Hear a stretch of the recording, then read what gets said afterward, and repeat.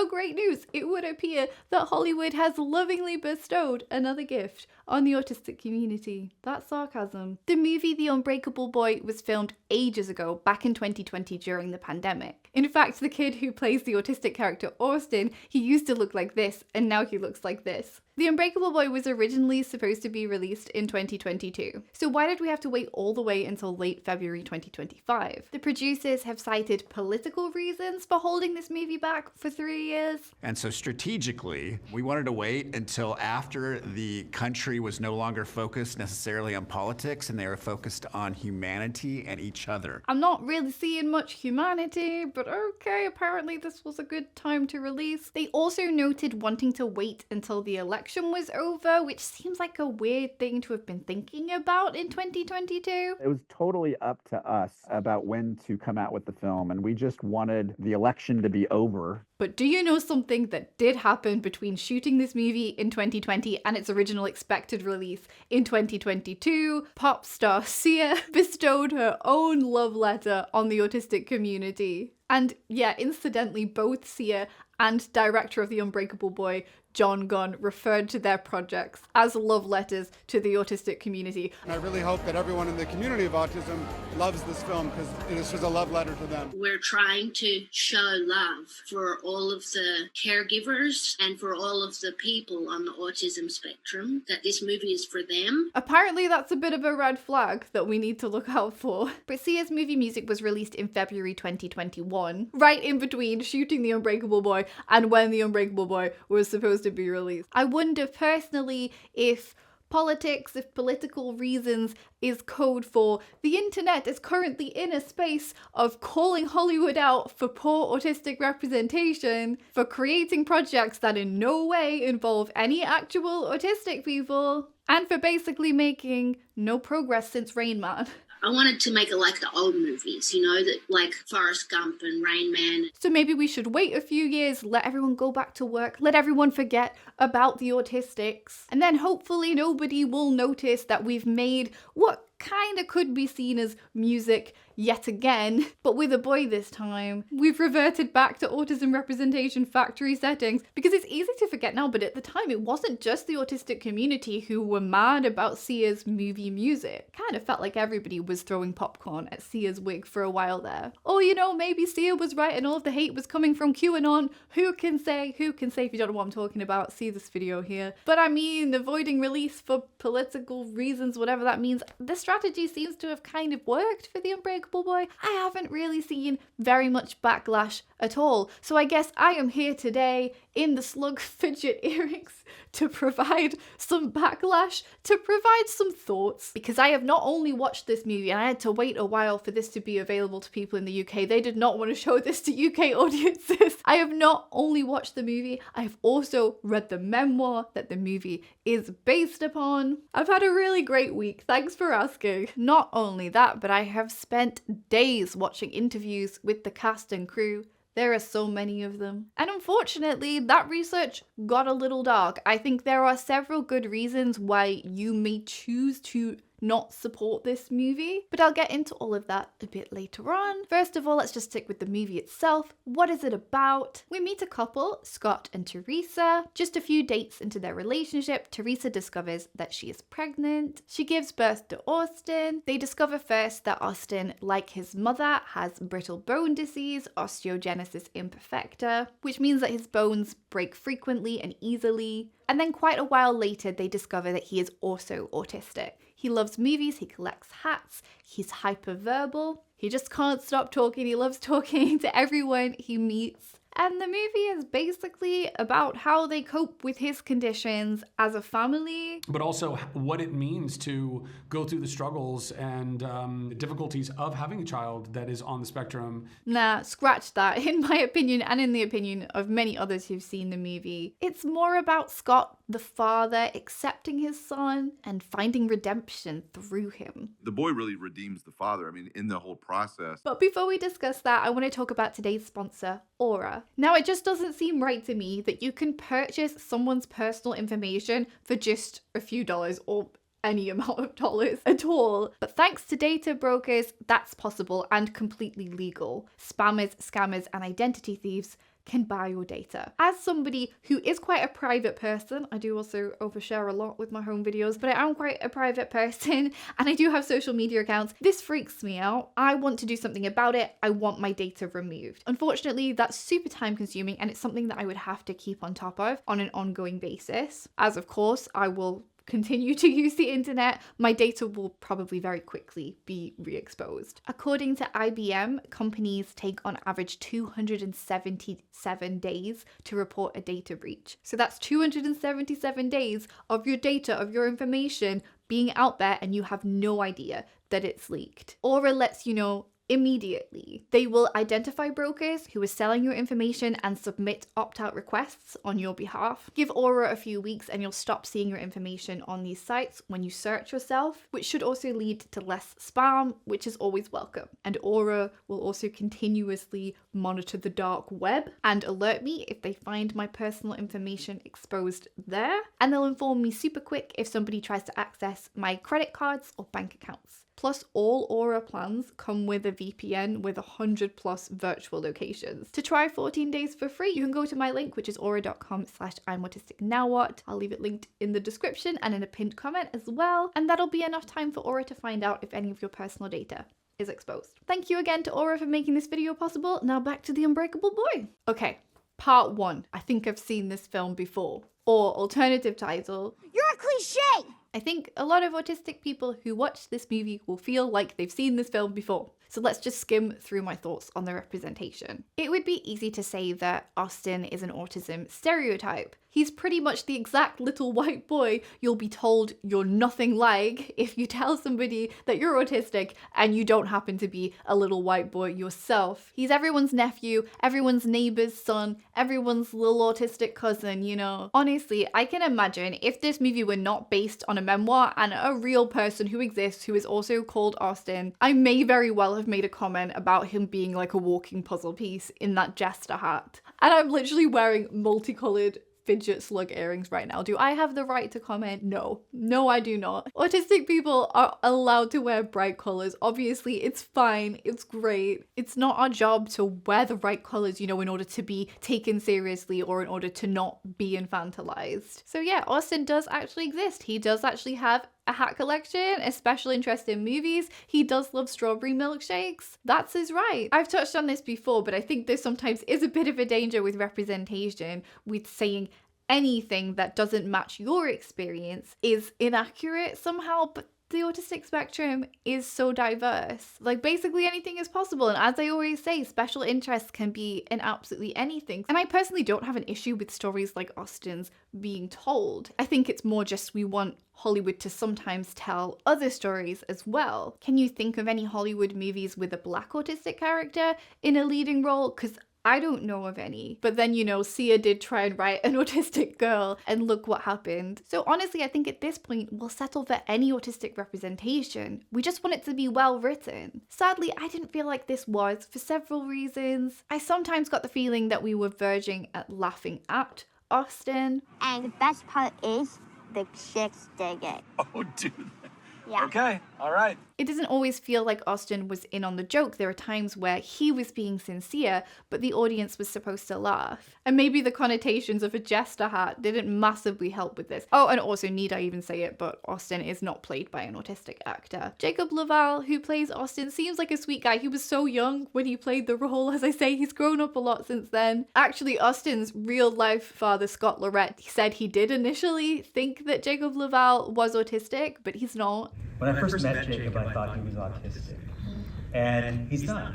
As far as I know, he's not open about any disabilities. To prepare for the role, Jacob said he copied the real-life Austin's behaviors and worked with an acting coach. As for preparing, besides that, I also got to meet the real Austin, which was really exciting because I was able to get an idea of how he behaved. I did really analyze the script with my acting coach, who actually came out with us and worked with us on set. And so we really put our heart and soul to this. But then Jacob also said that he only met Austin and Scott when they were about a third of the way through filming the movie. They came down to set, like, I'd say, like a third of the way through filming.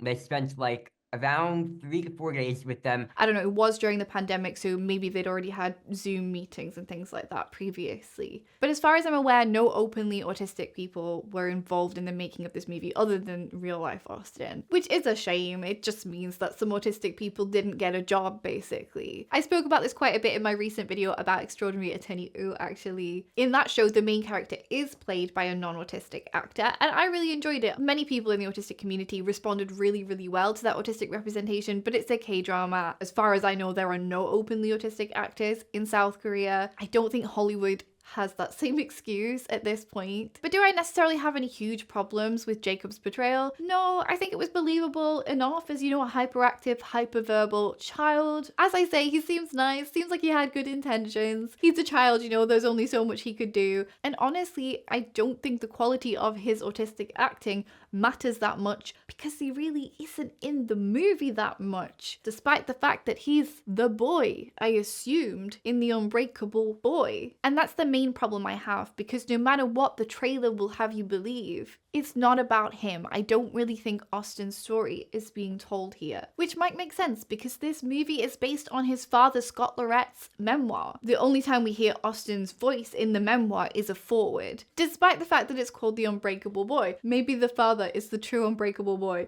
Did he kind of like almost suggest as much in this interview clip here? Are you in the role of the unbreakable boy?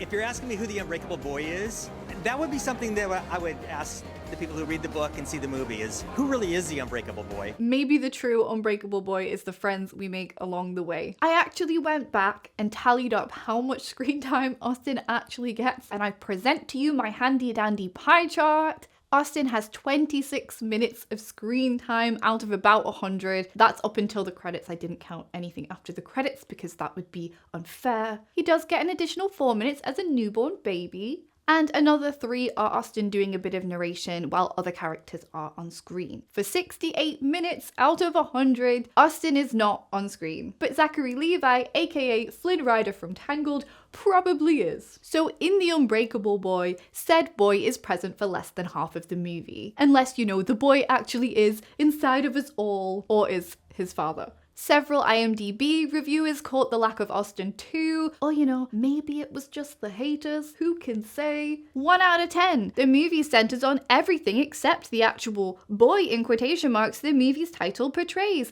The boy is basically treated as a footnote, there to advance the plot on a story focused on a marriage about a drunk father and neglecting husband. And they refer to Austin as a MacGuffin, which usually refers to a literal object used to motivate characters and move the plot forward, but is completely unimportant in itself. And yeah, in my opinion, Austin had no character arc in this movie. He was an object in somebody else's character arc. 5 out of 10. This is not about a boy, which makes it feel practically like false advertisement considering that the trailer suggests otherwise. In fact, I'd say the trailer has covered most of the highlights where the boy was indeed the focus. There are only a couple more scenes beside that. So what is the movie about really?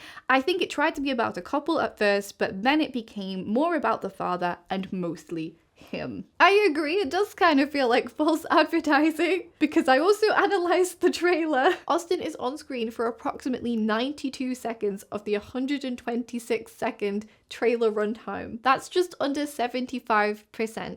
And a lot of the time he's not on screen, it's just titles and idents anyway. So if you wanted a heartwarming movie about a boy who won't break, this is not where you'll find it. As the reviewers pointed out, The Unbreakable Boy is about a man who unexpectedly becomes a father to a disabled child. He distracts himself with golf, self-medicates with alcohol, all the while talking to his imaginary friend who he's had since childhood, who may or may not be a stand-in for God. The memoir suggests that he is. The film kind of makes a joke about it, but I guess the idea is still thrown out there. But he talks to his imaginary friend about whether or not he's a good father and a good person. Until one night when Scott endangers the lives of both of his boys by drink driving with his sons in the car. He wakes up the next day, he goes to AA, he finds God, the rest is history. And his wife is encouraged to stay with him because, oh, well, he's not as bad as her father was, and would she rather struggle apart or struggle together? And look, there's nothing necessarily wrong with telling a father's story. There's nothing wrong with telling a brother's story. But again, false advertising, which is frustrating when we're kind of in desperate need of Hollywood stories that actually center autistic people. Sometimes it feels like Hollywood doesn't expect any actual autistic people to be watching their movies, which is kind of insulting. But for those familiar with how autistic rep, particularly Hollywood, autistic rep usually goes, this probably isn't at all surprising. We are so often sold the dream of an autistic main character and instead met with a story about how their autistic traits affect the people around them, how their family learns to cope with them with very little regard for how the autistic person is coping. You don't come away from the movie or sometimes TV show having empathized or understood an autistic person. Maybe just a little sprinkling of pity, but even that can often be reserved for the family members, especially if that autistic person has non-autistic siblings. I think the closest we get to Austin's lived experience is this one moment where he's in class and he becomes fixated on someone zipping and unzipping their pencil case. The obligatory one-off, look, they have weird sensory stuff going on shot. The cast and crew themselves seem to be a little bit confused about what and who this movie is about. In this interview, the real-life parents of Austin say the movie is about the father, but also that Austin is the protagonist. It's not this cute story about an autistic kid. Mm-hmm. It's actually based on my memoir. It's essentially a story about Scott, but we have this protagonist, this character, our oldest son, Austin. I think people have to remember that I wrote a memoir. It's my story, my experience. The director of this movie refers to it as a very rare story told from the perspective of a person with autism. This is a very rare movie that is told from the perspective of a person with autism. So I'm really honored to share that, and I really hope that everyone in the community of autism loves this film because this was a love letter to them. I mean, you're right, it is very rare. No lies were told. Producer Kevin Downs also said, but he also has autism, and so he sees the world in a much different lens. And what I love about it is, you know, you do have voiceover throughout it because you want to hear this world is sort of told through his eyes, and you're experiencing his family's journey. So the film is about the family, but told through the lens of this young man who's got an unquenchable thirst for life. And I mean, yeah, it's sort of told through his eyes. Big emphasis on the sort of. This world is sort of told through his eyes. I actually had a tiny bit of hope when I started watching the movie because it does open with Austin's narration. He tells us his special interests and about his pet lizard. Childish handwriting and doodles annotate the screen. I mean, at second glance, this does kind of look like an adult's imitation of kids' writing, which is maybe quite symbolic, because that voiceover quickly becomes kind of confusing. Austin is narrating scenes that obviously happened before he was born, scenes that feel quite adult and contain events and conversations that you wouldn't necessarily have shared with your young child. For example, his father worrying about whether or not he was ready to be a dad. Like his parents saying, "What have we done?" when he's a newborn and freaking out about this new responsibility. Just using his voice to say stuff doesn't mean that those scenes are happening from his perspective. I mean, they clearly weren't. I mean, why would Austin have any idea what his dad says when he's alone with his imaginary friend? I think the narration was kind of just another way for this to masquerade as Austin's story. But then some people involved in the movie are acting like focusing on the autistic person's family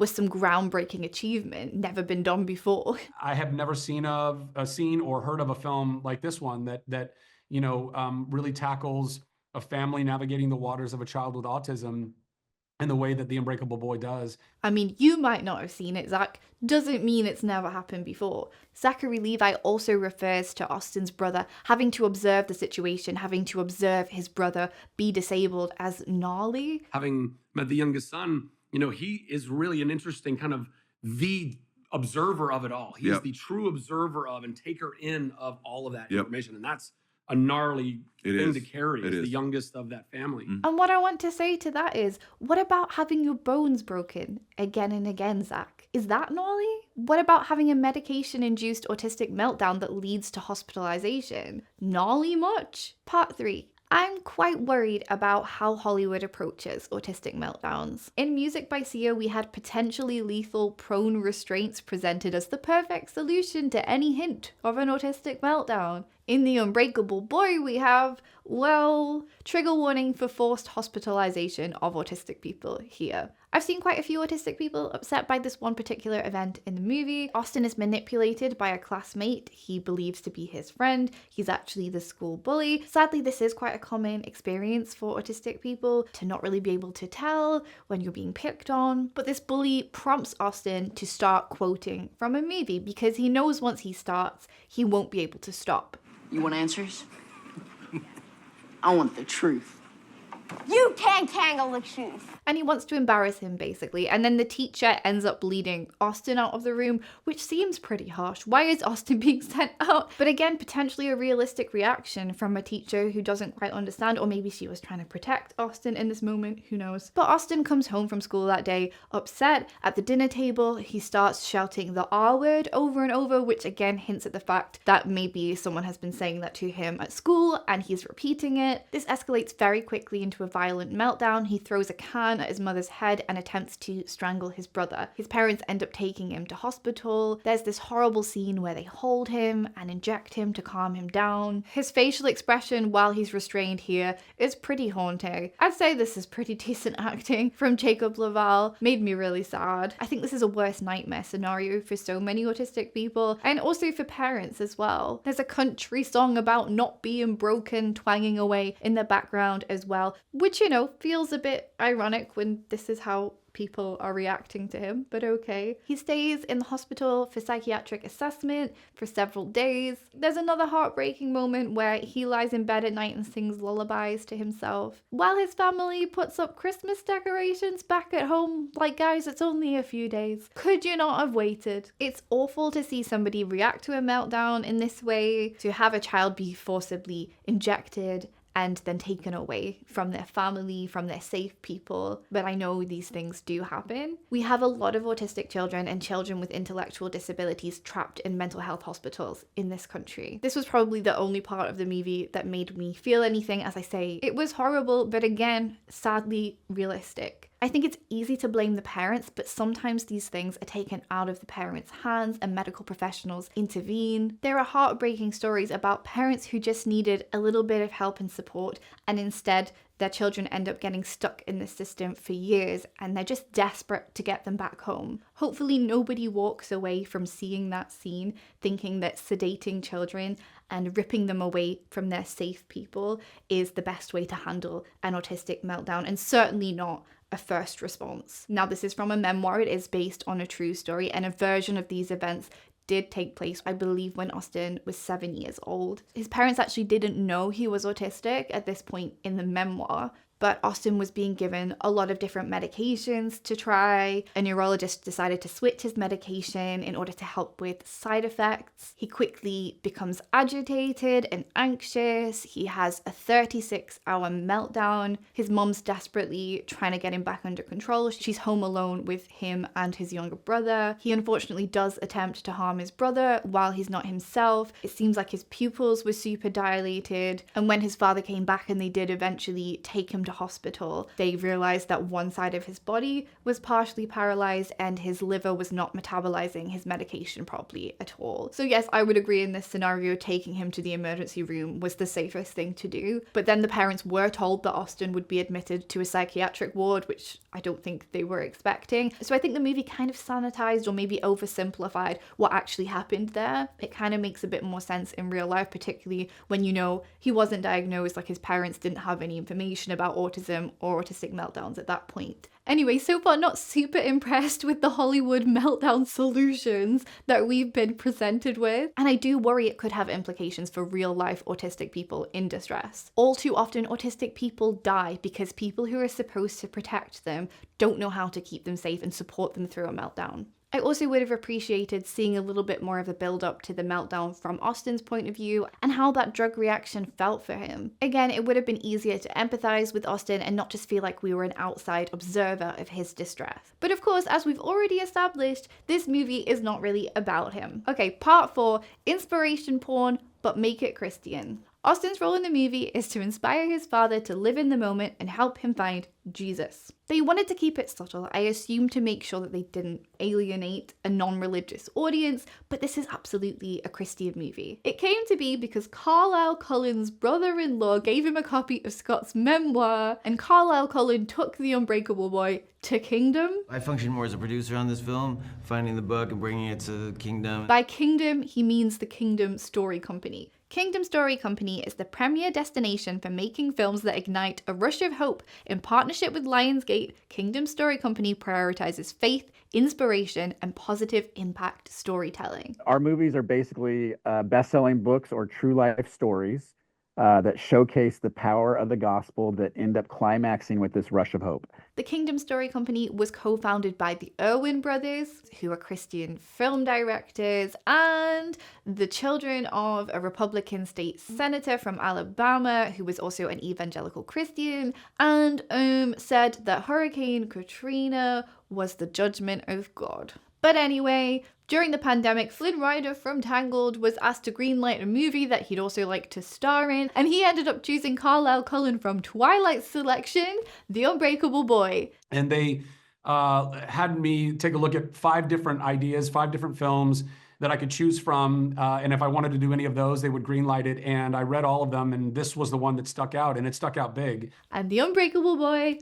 was born. Or like kind of half born and then put on hold for a few years until everyone forgot about autism again. Zachary Levi is himself a Christian, but we'll talk more about that a bit later on. So in this movie, there is an underlying of faith. You know, it's not preachy, it's not out there, but it certainly is a thread of hope that's running through it. Why do you think that's important for this movie? Well, you know, like you said, I mean, it's not heavy-handed, and that's one of the things that I quite love about it. You know, I think that if we're going to bring people to having a relationship with God and a relationship with faith, it can't be something that we're banging people over the head with. It's got to be something that's natural, it's organic, it's authentic, and it comes from a place of love. Now, there's nothing inherently wrong with a Christian movie featuring an autistic character. Many autistic people are Christian. It's just that, again, the religion stuff was conveniently left out of the trailer, so maybe a splash more false advertising there. But, you know, they wanted to draw us in with the autism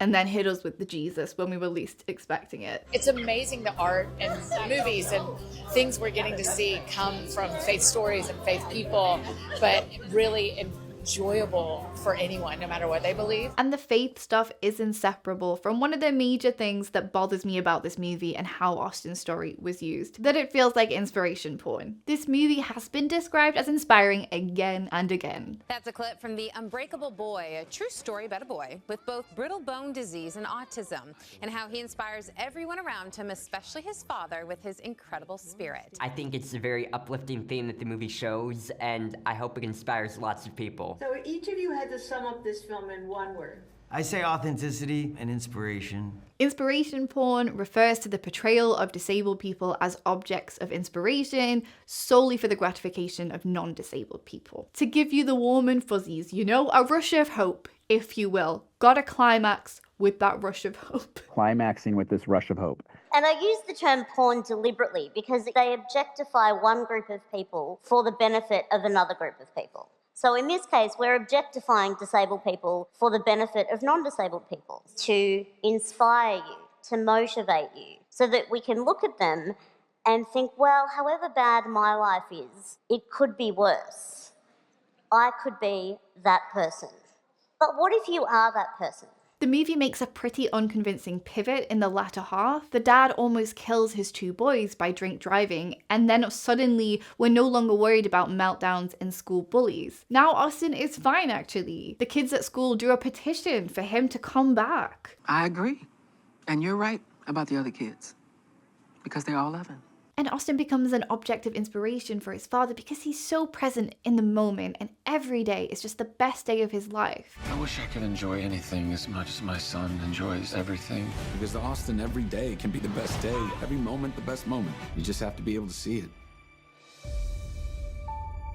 Except if you listen to Austin, you'll see that of course that isn't true. That's a huge oversimplification. Austin is not a prop, he's not a mannequin painted with a huge permanent smiley face. Austin is a complex human being with challenges like the rest of us, and he actually lives with a lot of pain as a result of his disabilities. Austin provided a foreword to his dad's 2014 memoir, and he writes, "I've broken so many bones, I broke my back 2 times. I also have autism. Autism stinks. Some autistic kids can't talk, but I can. Sometimes I make up words. It calms me down to say words over and over again. Sometimes I say bad words and I have a hard time listening. I wish it would stop. I wish I was a better person. People don't understand how much I try. I freak out over little things and get mad when feelings come. I don't like my diseases. Logan, that's his brother, is the lucky one because he can ride a dirt bike or skateboard. He's so lucky. No autism. Sometimes I wish mom could just put me back in her belly so I could get born all over again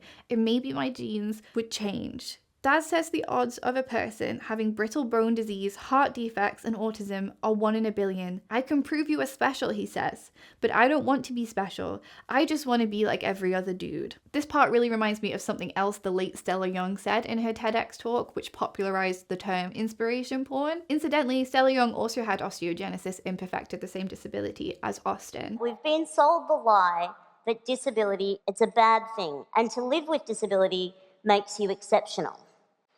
It's not a bad thing, and it doesn't make you exceptional.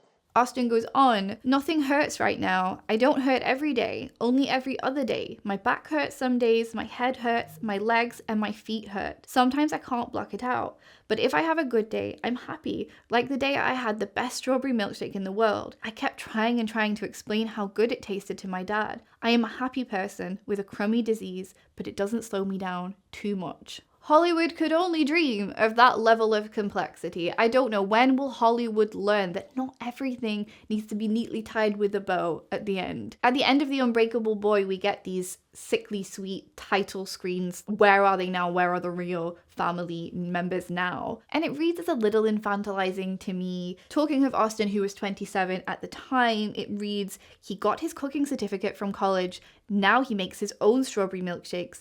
And yes, every day is still the best day of his life. Except no, that's not true for anybody, even disabled people, because guess what? Disabled people are people, not magical vessels sent by God to bring you closer to Jesus. And yet both the memoir and movie seem to imply this. There's this horrible interview clip where Zachary Levi, well, first he says that Austin ends up on the autistic spectrum. He's really smacked in the face when he finds out that his son first has osteogenesis imperfecta, but then ultimately ends up on the autistic spectrum. I don't know, did he just take a wrong turn somewhere? But then ultimately ends up on the autistic spectrum. These are not words that any parent wants to hear a doctor tell them. Thanks, glad we're saying things like that while we're on a press tour for a love letter to the autistic community. Again, we're not expecting actual autistic people to be watching this stuff. We're not surprised, but why say it's a love letter then? Why do people keep telling us they're writing us love letters? And then they turn around and do like microaggressions. Zachary Levi goes on, and I think this next bit speaks for itself. And God is trying to get a hold of Scott through the whole movie. Scott, who's not really a man of faith, really only starts finding faith toward the end because he starts to see the beauty in the gift that is his son, not this broken version of his son, but rather this gift through the autism that gives Austin this unbounded optimism and love and light that Scott finally begins to recognize and value, that allows Scott to love himself as God wants him to love himself. Scott finds faith because he sees the beauty in the gift that is his son, not the broken, aka disabled version of his son, but rather the other higher spiritual version of Austin, speaking through the autism to send Scott secret messages about how he needs to love himself. Now, obviously, this is Zachary Levi saying this stuff, not Austin's actual father, but I could see how you could come away from watching that movie thinking that. And I am sorry, but as a parent myself, what a deeply, deeply selfish way to view your own child. You were sent to me as a tool for my own personal growth, not as a person in your own right who, you know, might have their own relationship with God, who was made in God's image, who has thoughts in their own head, who has a point of view, who has their own path to weave. No, you are but a cast member in the movie of my existence, literally. I'm not sure the message of Christianity is supposed to be, you are the main character, but maybe I'm wrong. Yes, being a parent can cause you to change and grow, but that's kind of like a happy side effect, not like the main point. Plus, I can't imagine anyone talking about a non-disabled child like this. Baked into The Unbreakable Boy is the suggestion that Austin has a special ability to teach the broken neurotypicals around him to become better with his boundless optimism. Is that to compensate for his disabilities? I love this quote from Jan Gru's paper on inspiration porn. Disabled people are often viewed to have certain extraordinary characteristics that in some sense compensate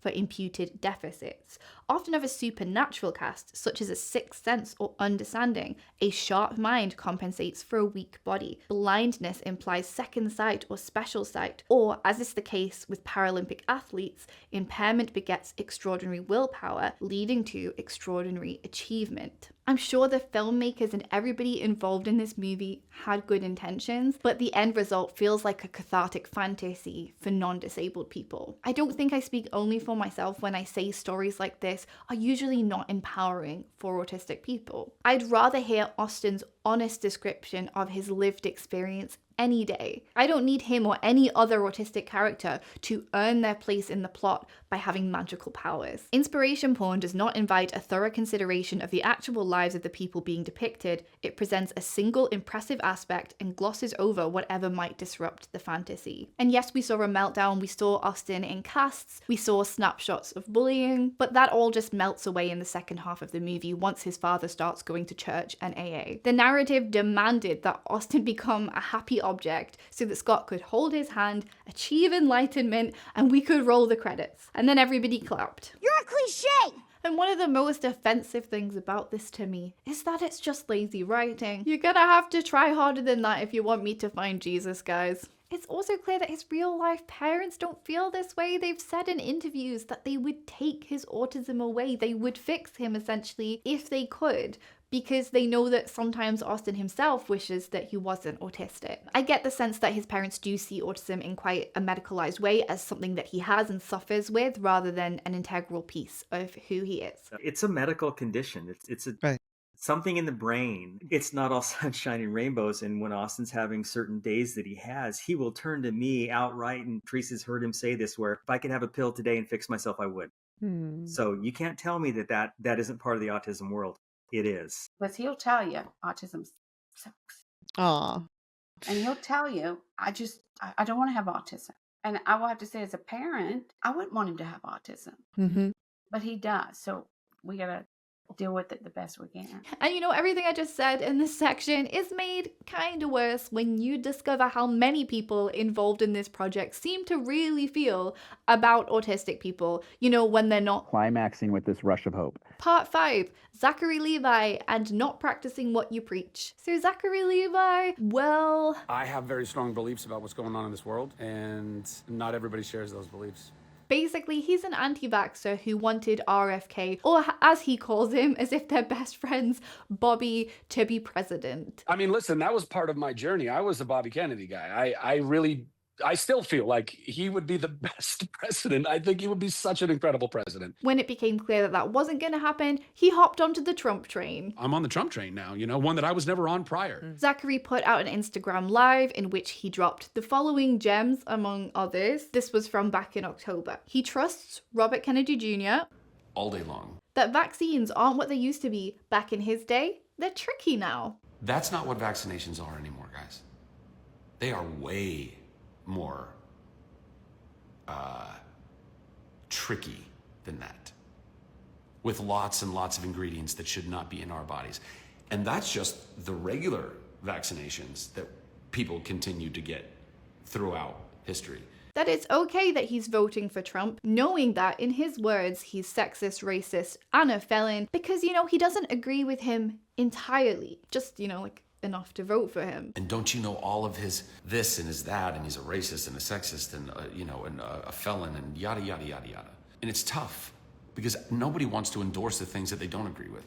But unfortunately, we have two options here, guys. I'm not voting for all of Trump's Trumpiness and transgressions. When Trump was president last time, democracy didn't die. Trump was already president once and democracy didn't die. We were fine. Also, gays are Trumpers too, People telling me, how could you be for somebody who's against gays and women and minorities? Do you have any idea how many gays and women and minorities are big-time Trump voters? He adds the border will be way more secure with Trump. And under a Trump presidency, that wouldn't be the case. Our border would be way more secure. Our economy would be better. He said that illegal immigrants were receiving $10,000 on debit cards. Illegal immigrants coming into our country who are getting credit cards, $10,000 credit cards, and flown wherever they want to be flown, and put up in nice hotels. Guys, this is the reality. This was not the case. This was misinformation, I think, that had been spread by Elon Musk at the time. They were receiving cards that had $12 or $13 per day in order to get food. He said that, sure, women's reproductive health, that's important, but we gotta triage the issues. Women's health doesn't matter if we're in nuclear war, and also if Kellogg's don't stop poisoning the Fruit Loops. Women's reproductive rights are important. We need to talk about them and come to real consensus. When does life start? I don't know. But we have to be able to use logic enough to triage this stuff and recognize that there is an order of importance. Women's reproductive rights are going to mean nothing if we are in nuclear war. Women's reproductive rights are going to mean nothing if our agricultural industry and food industry and pharmaceutical industry continue to poison us until the point where we can't even have children. Kamala was just too overexcited about being the first female president. I think she really thinks that, oh my God, I could be the first female president. This is amazing, and I just got to keep it together.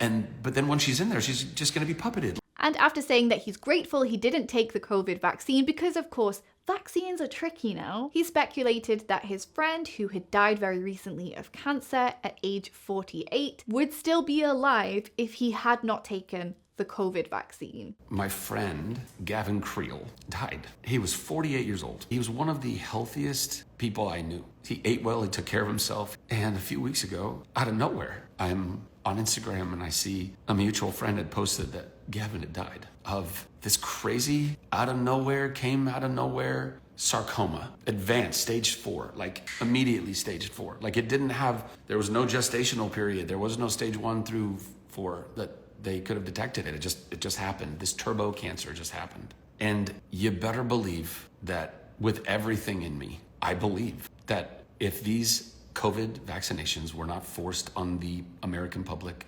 and without a shadow of a doubt, I believe that Gavin Creel would be alive right now. He ended up having to make a follow-up Instagram Live to apologize, in which he said, I have very strong beliefs about what's going on in this world, and not everybody shares those beliefs.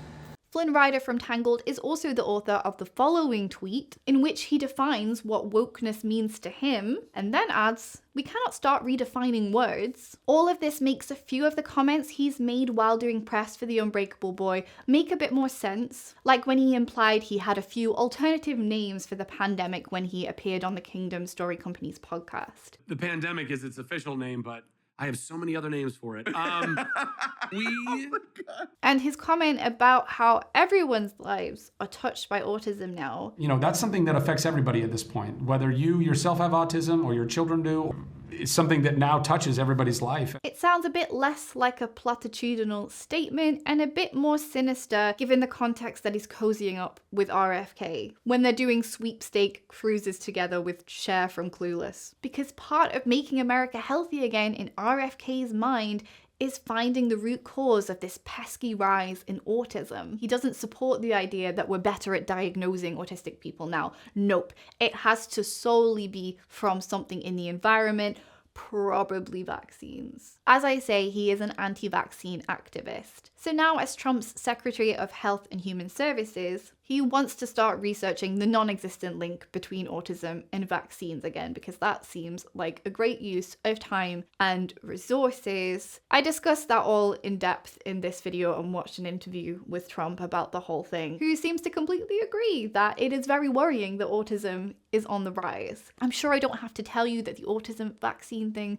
is nonsense. It comes from a fraudster ex-doctor and has already been thoroughly debunked. If you want to know more about the autism and vaccine stuff, please watch this masterpiece of a video from H-Bomber Guy. It's horrible that we still have to be talking about it today because it has such ridiculous origins. And I find it absolutely disgusting that Zachary Levi was sat there just a few weeks ago discussing what a beautiful movie this is. The message is so beautiful and it's so needed. While behind the scenes, he's endorsing a conspiracy theorist who frequently fearmongers about the existence of autistic people. I have a really deep empathy and love for all of humanity. I'm sorry, but like, what a fucking mess. Although according to him, AI means the end of Hollywood and his career will soon be over anyway, so I guess he's acting like he has nothing to lose. So any of you out there thinking like, yeah, you tanked your career, you stupid piece of shit, or whatever these messages I'm getting, y'all, there ain't gonna be a fucking Hollywood. And after that AI autism video I reacted to recently, I can see exactly what he means.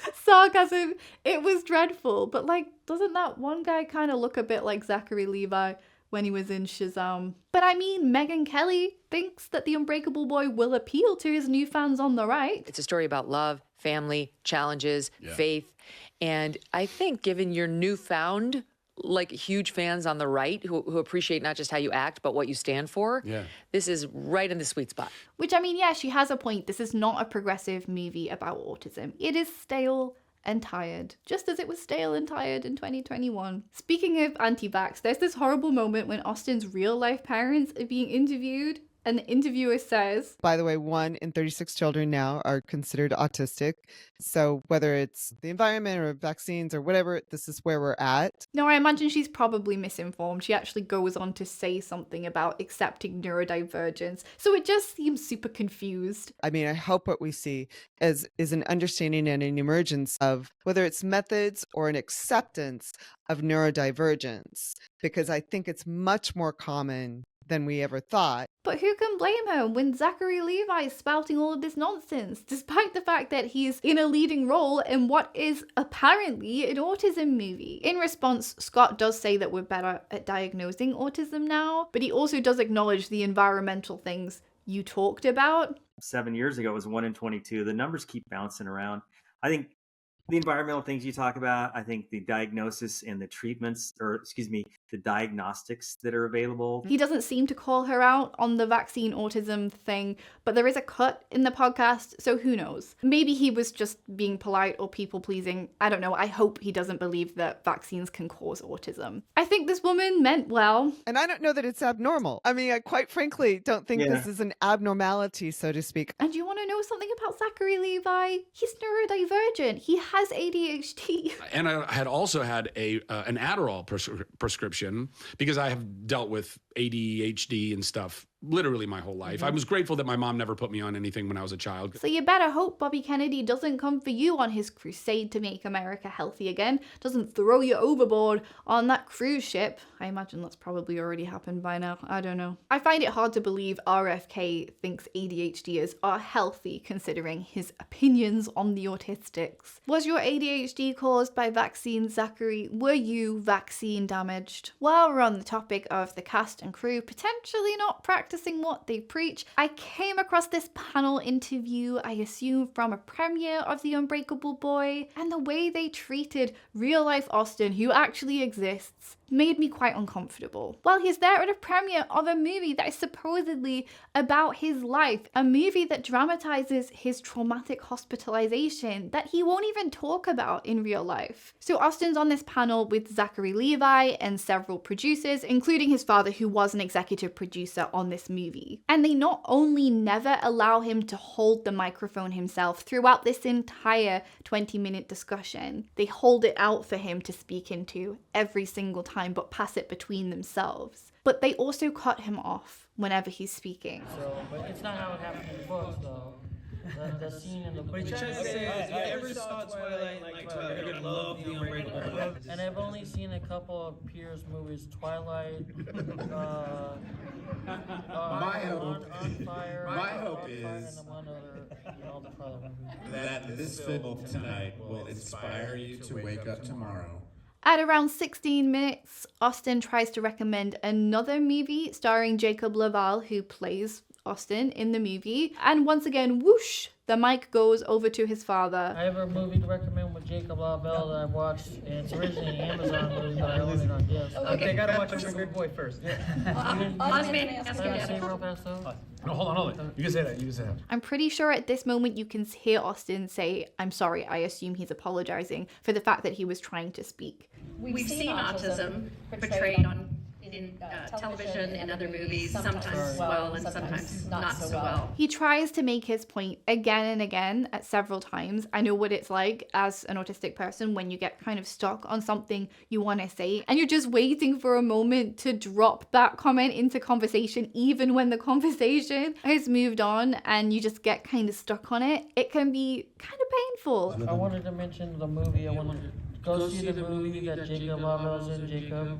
It's called 8-Bit Christmas, and Neil Patrick Harris plays the older version, and Jacob's like the... But they gotta go see that movie after they see this. Yeah, But the beauty of this guy, he's plugging someone else's movie. He don't want his movies here because that's his love. Isn't it so kind and humble that Austin wants to promote someone else's movie, even at his own premiere, and the audience laughs? But no, you were talking about Jacob Levi's acting, and therefore Austin wanted to recommend another movie starring Jacob Levi. He was making points that he felt were relevant to the discussion. Sometimes neurodivergent people do have this kind of tangential thinking style. That's why I have to script these bloody videos. But annoying as they can be, these tangents can lead you to great thoughts or interesting topics of conversation. It can be great for creative ideas. It's a trait that has pros and cons. And if you can't have autistic traits at the autism movie premiere, when can you? And I know I'm just seeing 120-minute snapshot here. I don't know the entire context. Maybe there were time restraints. Maybe there was someone in their ear saying, we need to speed this along. We need to speed this along. Maybe Austin didn't want to hold the mic. Maybe like me, he has dyspraxia and was afraid he was going to drop it. I don't know. But from what Scott has said elsewhere about how hyperverbal Austin is, I think it was likely about controlling how much Austin speaks. He's verbal and social, but he's verbal and social to a fault. I mean, over the top. And in fact, that's the thing that we're probably dealing with more than anything right now, is that Austin does not know how to stop talking. It's to the point where it's pathology. It's not just he's a talkative kid. It's over the top. Yeah. And I get that we don't want to keep the audience waiting. We want to roll the movie. Maybe we've only got the venue for so many hours. But at the same time, it's not a great look. This is a movie about an autistic kid who has a special interest in movies and who likes to info dump about those movies. Should he not be allowed to info dump about movies a little bit at the premiere of the movie that is about his life and his personality traits? If I was in that audience, it would be way more interesting to me to hear from the real Austin. I'm about to watch a dramatization that, as far as I know, is going to be about Austin's life. And I think if anyone else in the room, if any audience members were to take issue with that, they just need to get over it. You're at the autism movie premiere. There might be some autism there, you know?